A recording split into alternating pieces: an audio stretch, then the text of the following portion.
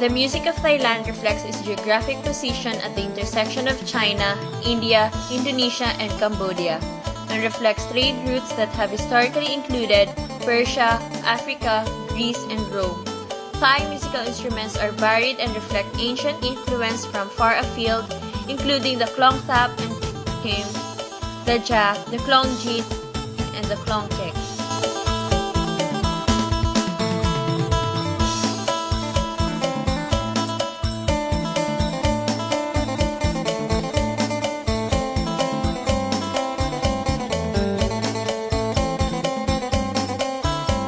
Thai classical music is synonymous with those stylized court ensembles and repertoires that emerged in its present form within the royal centers of central Thailand some 800 years ago.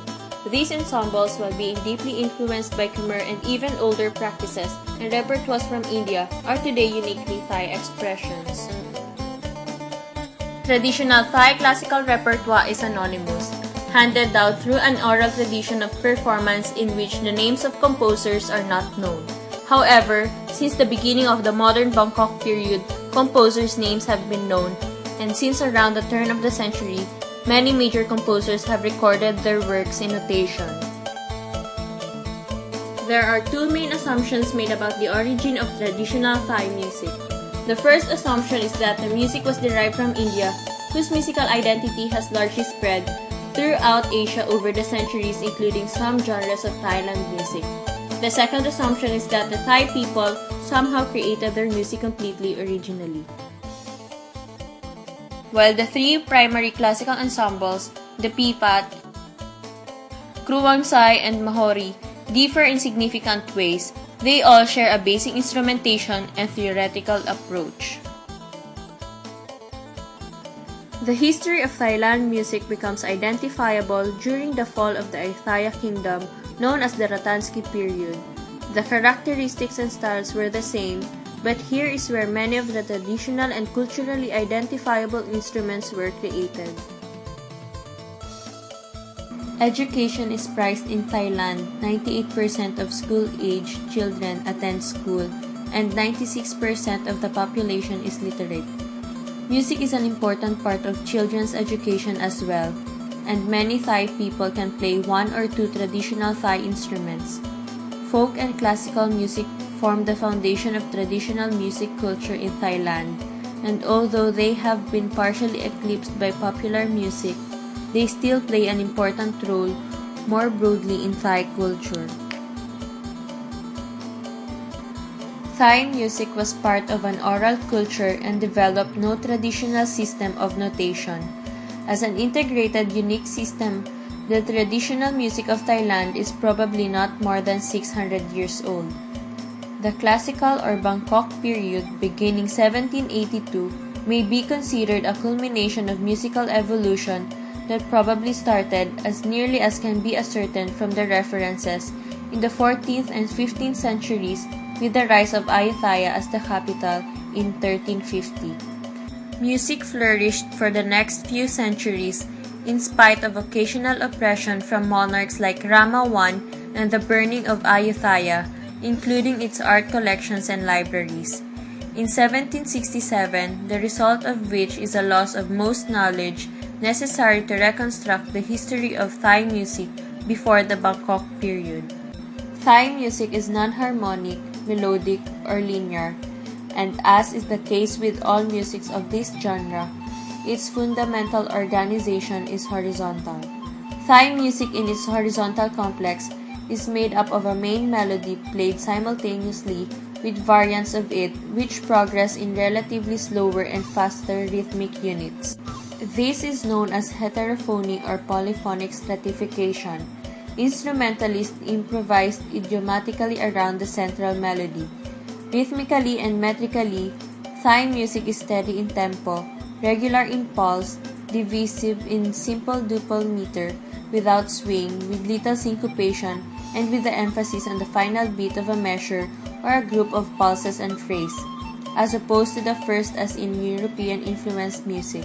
The Thai scale includes 7 equal notes instead of a mixture of tones and semitones.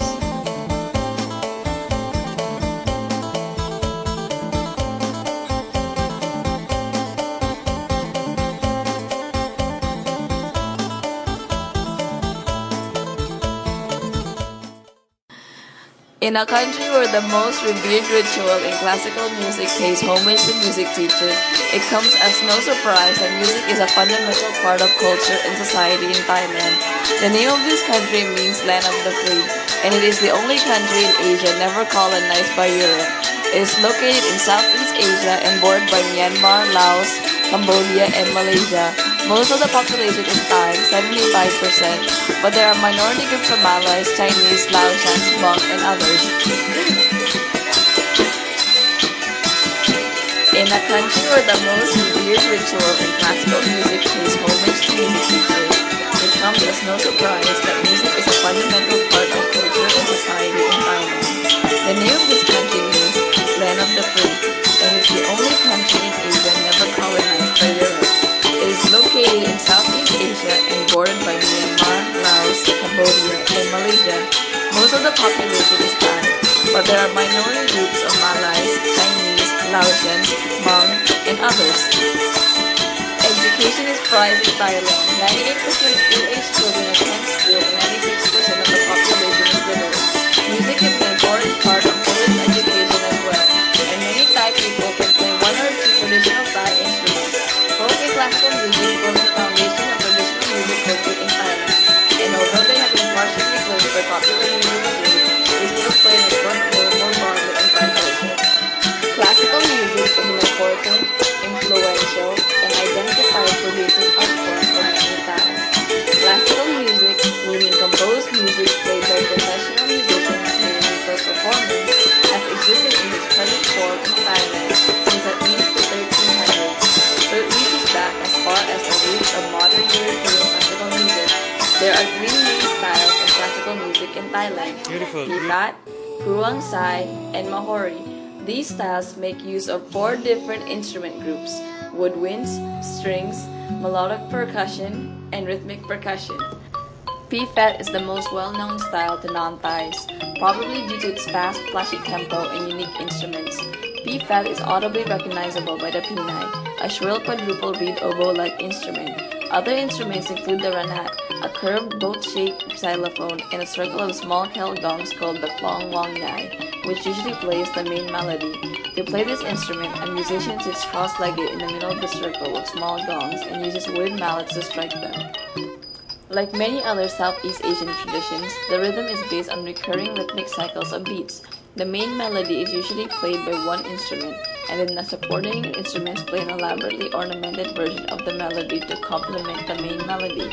They combine to produce a full, rich, polyphonic texture, sometimes accompanied by singers and dancers. Classical music accompanies ritual ceremonies, funerals, and different forms of theater and entertainment. Like the bountiful harvest from the plains of central Thailand, numerous folk music styles burst from every corner of the country. Music styles rarely remain the same through time, and in Thailand there has been historical interplay between folk and classical styles, so that the elements of one can be heard in the other. Many folk styles use similar instruments to those found in Thai classical music, such as xylophones, woodwinds like the pinai, and cymbals and drums. These families of instruments form a general instrument palette found throughout the region. In the northeast, folk music shows the influence of Thailand's neighbors. The cane, also played in Laos, is a wind instrument made from a group of 8 to 16 bamboo pipes that can be up to a yard in length. Each bamboo pipe has a free reed inside, much like a harmonica. A cane player blows through one common tube that fills each pipe and opens and closes finger holes on each to activate the pitch of specific pipes. The cane accompanies a hugely popular folk music called molam, also found in northern Thailand, with syncopated percussion parts under the continuous thick chords of the cane. A molam singer delivers fast-paced lyrics in the native language of the region, Laotian. The lyrics may include anything from epic tales and stories to courtship jousts or local news. Unlike many folk forms around the world, molam has actually risen to challenge the popularity of Thai music in the area. Popular music rules the airwaves and stereos of contemporary Thailand and threatened to bury folk and classical music during the last century. Thanks to strong government support for the arts, as well as continued dedication of private groups, ensembles, and individual musicians, folk and classical music still has a niche in the music culture of Thailand. While Western-style popular music pervades Thailand, some indigenous pop styles based on traditional music are widely popular. The sounds of Luk Thum can be heard everywhere in Thailand, from Bangkok to rural areas up north. Luk Thum concerts are spectacles in every sense of the word, huge stage productions with elaborate lighting, costumes, dancers, and a large backing orchestra. Singers, which are one of the major draws of Luk Thum, must be able to produce intricate vocal ornamentation such as grace notes and glissandos, and to sing in a very wide vocal range. Like country music in the United States, lyrics in Luk Thum are about everyday events and things that relate to all individuals.